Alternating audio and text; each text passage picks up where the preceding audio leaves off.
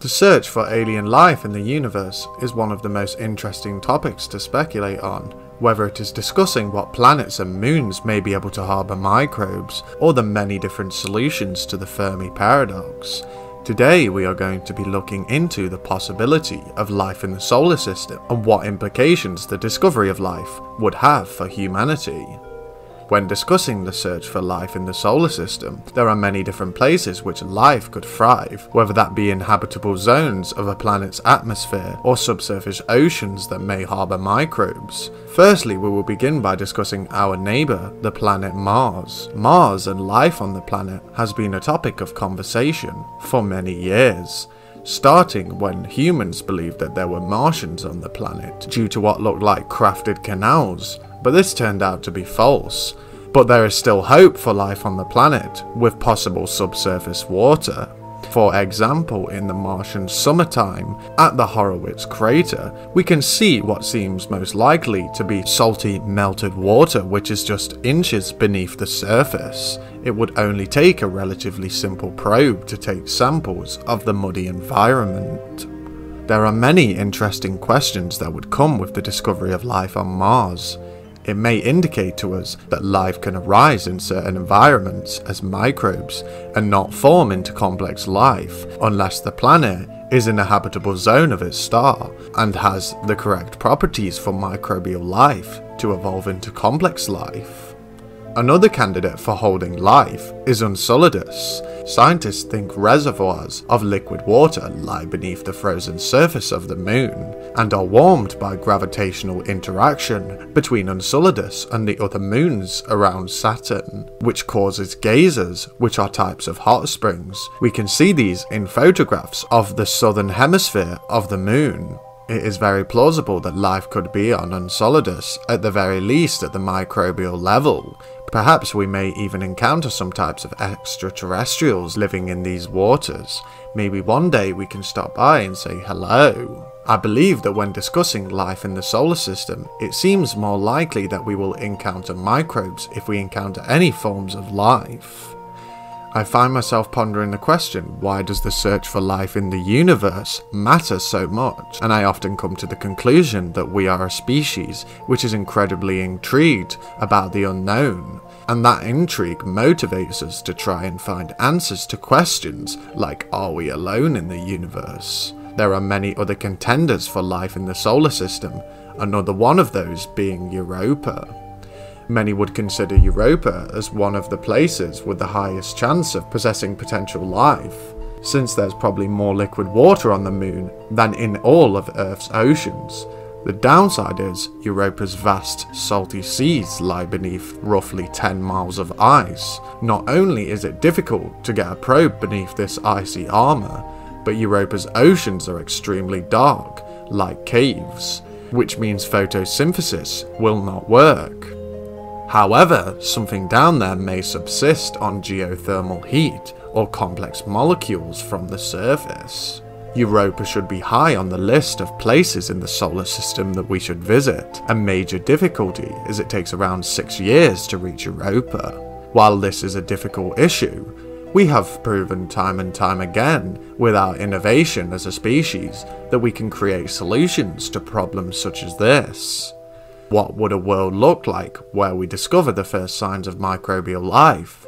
I believe that the discovery of life in the solar system would be a huge game changer for all of humanity. This gives us the knowledge that at the bare minimum, multiple celestial objects in our solar system have life on them. We know that our solar system is not very special in terms of other star systems within the galaxy, so we can presume that life is most likely all around us in the universe.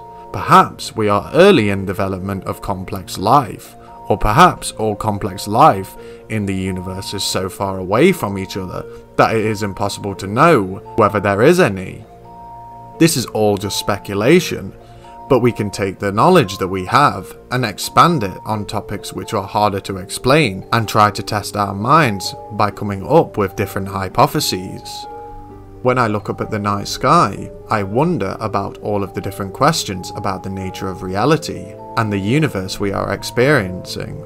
information about space and other aspects of existence are the most fun and interesting topics to learn about, as I find it can be very profound to become lucid in your experience of life and try to further the knowledge of humanity in a subject that is going to be a very large point of the future. We see that in conclusion there are definitely ways that life may exist and places that life may exist in the solar system, whether that be subsurface oceans or the gazers on Enceladus. They are all very interesting ideas, and I am excited for future developments on potential life on these other worlds. So I am going to be quickly giving my thoughts on this topic of conversation, being the search for extraterrestrial life in the solar system. I do definitely believe that it is very in the future for us. Within the next 100 years, we're going to be spanning out into the solar system, you know, discovering more about Mars, discovering more about the different moons that are definitely habitable, discovering much more information about our environment, about the solar system in which we live. We're going to discover more about microbial life and how it can thrive under different circumstances. So the more we uncover about this information, the more we learn as a species, which, you know, is the most positive thing in general. Like, so we know that we're going to be moving forward into this new future of learning more about life, the potential life that's going to be out there in the solar system. I do myself personally believe that it is out there in the solar system. I'm not sure exactly where I think it would be. I think Europa seems like one of the ones where it seems like it could possibly be that there is microbial life there. It seems very, very interesting, and I'm very excited to find out the information. I'm excited to find out whether it is true that there is life on those planets, life on those moons, should I say. But it's super interesting. We're going to be discussing more in the next video. It's going to be a type of series that we're doing on this. I'm going to be discussing about life in the galaxy, like how rare is life going to be in the galaxy? Do we think microbes are rare, or is it the complex life that's rare? What is it? It's like hard to determine. So we're going to be breaking that down within another video about the galaxy. Then we're going to do life as a universe in the whole, and then maybe I'll do a multiverse just for the fun of it, because multiverses are fun to talk about, and we all know that, with them being very prominent in pop culture right now. Many people want to see more videos on multiverse theories, so I guess we can break down and talk about that. In a multiverse we've definitely got a lot of life, so we can just discuss that and just discuss more silly funny scenarios about infinite universes and multiverses and all the different verses, as you say.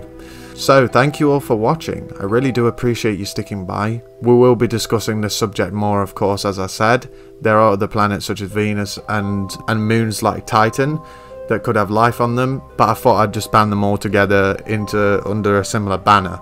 So make sure you subscribe to the channel and turn on the notification bell for similar content. Have a wonderful day, stay deep thinking, and peace out, baby.